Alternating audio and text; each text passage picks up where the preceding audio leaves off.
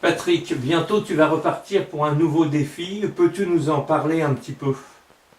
Oui, bien sûr. Alors forcément, là, ça fait un petit moment que j'ai l'idée en tête.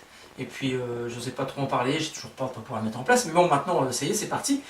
Donc, bientôt, dans 11 mois maintenant, je vais partir, pas très loin. Alors, je vais rester en France, ça veut dire.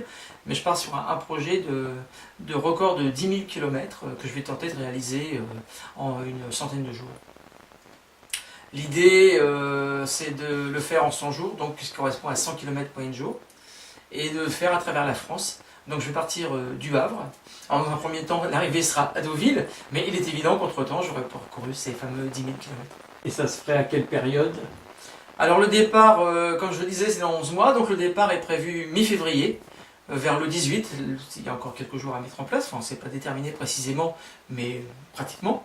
Et donc je vais partir du Havre et je vais faire une espèce de tour de France, qui n'en sera pas un, puisque pour faire 10 000 km en France, ça va m'obliger au moins à en faire deux, et j'ai pas envie de répéter l'idée, le principe.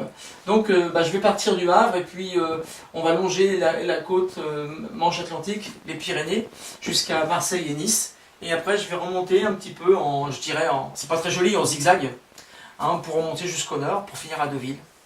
Partir en février pour toi, c'est une nouveauté. Qu'est-ce que ça va engendrer comme difficulté?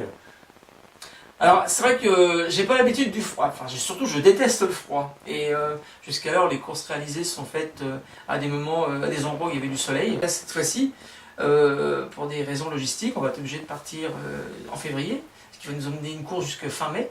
Le temps va s'améliorer parce qu'il va faire, la chaleur va arriver avec le printemps. Mais c'est vrai qu'il va falloir que j'affronte le froid, certainement la pluie, les giboulées. Alors c'est pas quelque chose que je maîtrise, mais c'est devenu pour moi un second périple, enfin un deuxième challenge. Partir 3 mois et demi, ça va demander une logistique particulière. C'est quand même une période qui est assez longue. Comment est-ce que tu envisages une telle logistique sur un laps de temps long comme de 3 mois et demi? À vrai dire, c'est assez simple. On va rééditer ce qu'on sait faire avec les gens avec qui on a l'habitude de partir maintenant. Hein, je pense à Gilles, Annie et Fabienne. Et puis on va gérer ça tous nous trois et moi à la course.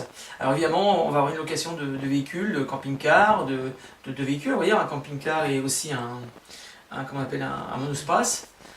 Et puis, il faut savoir qu'on sera attendu de façon tous les soirs dans des villes très importantes, enfin dans la plupart des villes, des étapes parcourues, et de ce fait, on aura pas mal de chambres d'hôtel et de repas aux hôtels.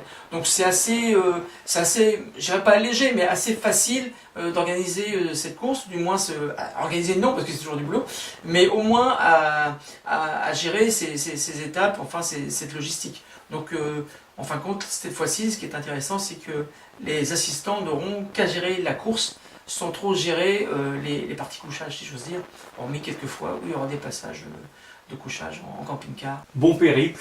Merci, à bientôt.